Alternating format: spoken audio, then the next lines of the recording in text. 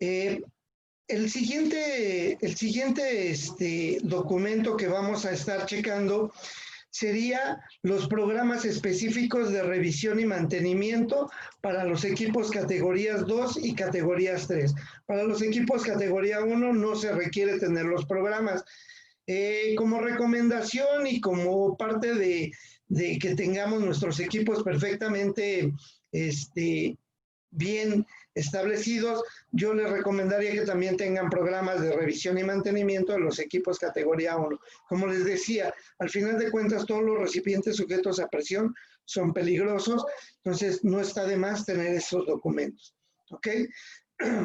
Estos programas, como cualquier programa, pues deben de ir establecidos con una fecha en la cual van a realizar tanto las revisiones como los mantenimientos y quién es el responsable que va a realizar estas actividades. Generalmente cuando doy estos cursos siempre me preguntan, ¿cuál es la diferencia entre una revisión y un mantenimiento? Pues la revisión es todo aquello que voy a hacer de manera ocular, ¿ok? Entonces, dentro de las revisiones, pues yo debo ver toda la parte que tiene que ver con los aspectos de seguridad, si el equipo tiene pintado aún su número de identificación, si está conectado a tierra, si tiene instalada una válvula de seguridad, etcétera. Esa sería la parte de la revisión. Y la parte de los mantenimientos tiene que ver con algo que vamos a hacerle a los equipos, ¿ok? En realidad, por ejemplo, la mayoría de los recipientes, en términos generales, la mayoría de las empresas, por ejemplo, cuentan con equipos o tanques pulmón o tanques contenedores de aire. Y me preguntan, ¿qué mantenimiento le voy a dar? Bueno, parte del mantenimiento sería las purgas que le voy a hacer al equipo, cada cuándo le voy a hacer limpieza, porque los equipos se llenan de polvo, etcétera, cada cuánto lo voy a repintar para evitar corrosión. Esa sería parte del mantenimiento. Entonces, en esos aspectos es en lo que tengo que hacer mis programas. ¿Ok?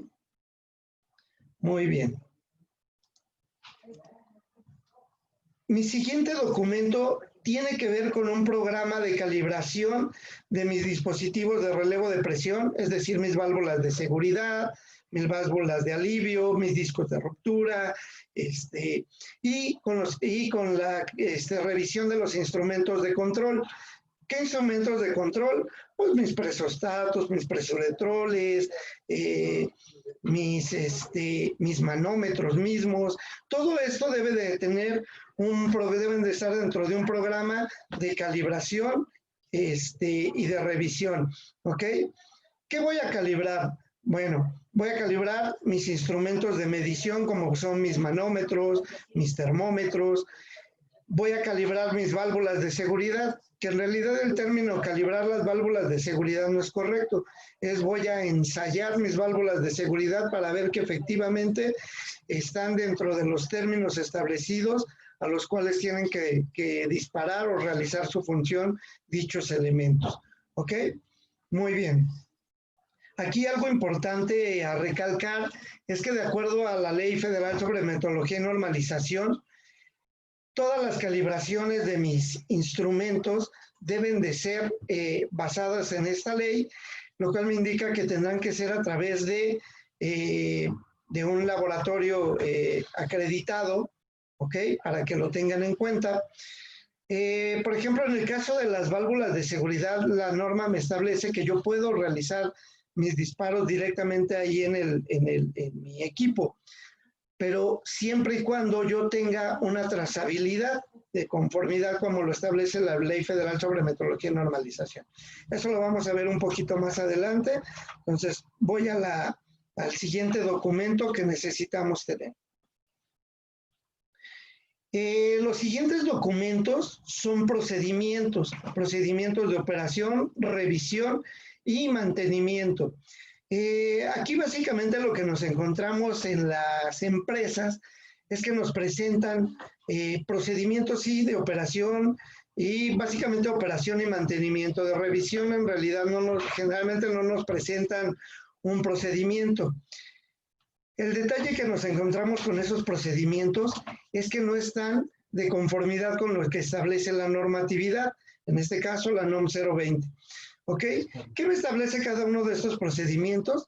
pues me dice que el arranque, por ejemplo, el de operación, me dice que yo debo de establecer los parámetros para que cada vez que yo arranque y pare los equipos, esto se realice de manera segura. Es decir, debo de establecer, cada uno de estos puntos yo los tengo que desarrollar. ¿Cómo voy a establecer que el arranque y el paro de los equipos, por ejemplo, va a ser de manera segura? Pues yo en mi procedimiento tendré que a lo mejor poner que el paro o el arranque solamente lo hará personal capacitado y autorizado, que antes de hacer el arranque voy a hacer tales revisiones, etcétera, ¿no? Debo de indicar qué instrumentos de medición voy a utilizar, cuáles son sus rangos, que en este mismo procedimiento debo establecer los valores, a los valores límites seguros de operación.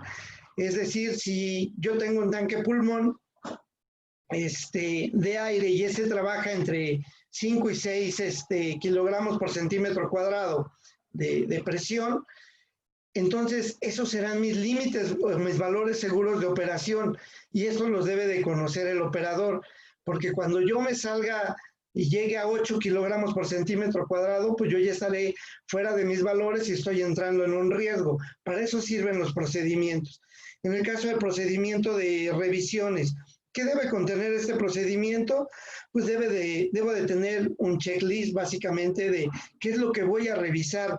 Deben de estar incluidos todos los puntos que voy a revisar en la parte de la seguridad de los equipos, la comprobación de las pruebas de los dispositivos de seguridad, de las pruebas que se le hagan a los equipos para verificar la integridad mecánica de los mismos, etcétera. En el procedimiento de mantenimiento, debo describir qué mantenimiento le voy a dar, a qué partes del equipo le voy a dar mantenimiento, etcétera. ¿Ok? El equipo de protección personal que debo utilizar y todos los riesgos que haya al momento de que yo realice ese tipo de acciones. Entonces, también estos procedimientos debemos tenerlos. Y otro punto importante, a veces llegamos a las empresas y resulta que a lo mejor el fabricante les dio unos procedimientos de manejo de los equipos, pero el equipo es americano y las instrucciones vienen en inglés. Entonces, la normatividad me indica que todos los procedimientos deberán de estar en el idioma español. ¿Ok? Eso es también importante que lo tomen en cuenta. Entonces, para que lo vayan revisando y vayan checando si cuentan con estos documentos.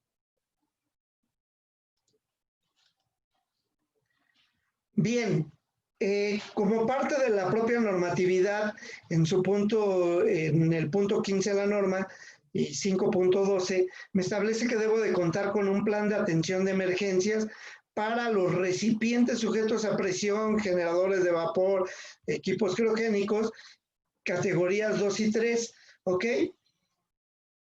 Cuando llegamos a las empresas, la mayoría de las empresas nos comentan que ya cuentan con un plan de atención a emergencias. Y sí, es correcto, porque Protección Civil o alguna otra normatividad les pide que cuenten con un plan de atención a emergencias.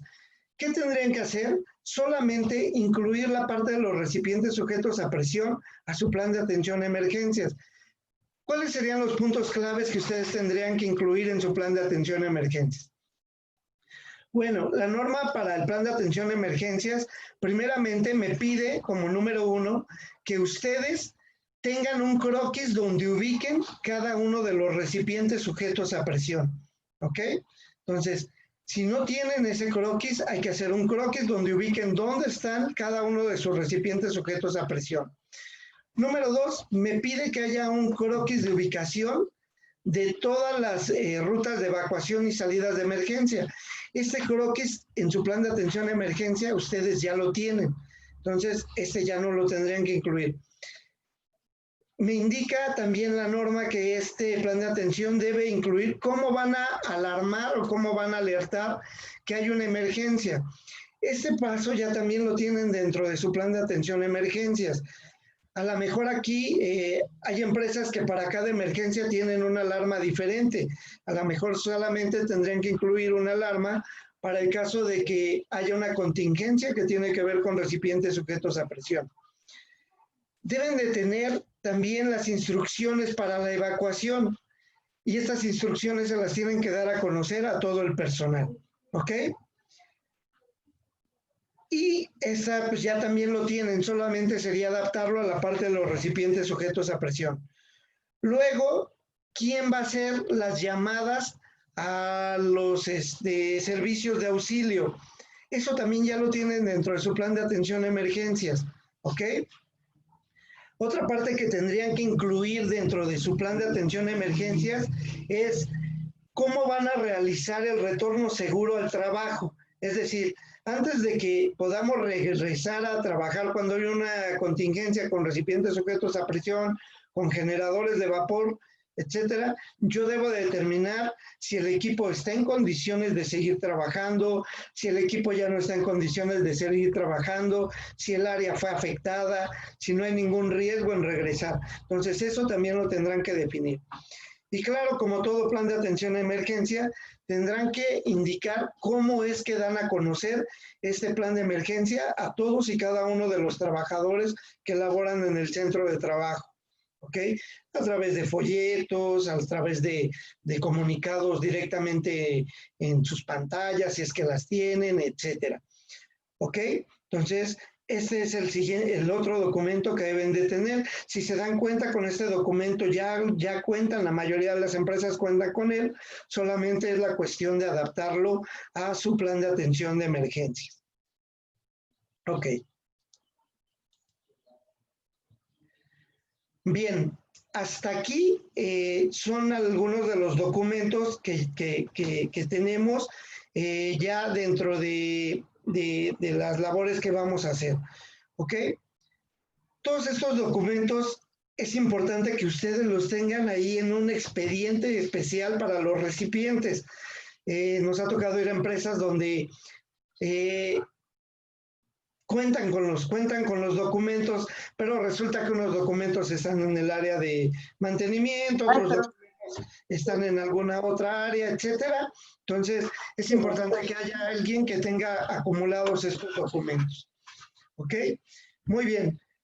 ¿Para qué voy a requerir los documentos? Una vez que yo tenga todos los documentos, voy a pedir y solicitar a una unidad de verificación, o ustedes lo pueden hacer para los equipos categoría 1, categoría 2, ustedes pueden recabar toda esta información y esperar a que en algún momento dado llegue la Secretaría del Trabajo y les solicite la información.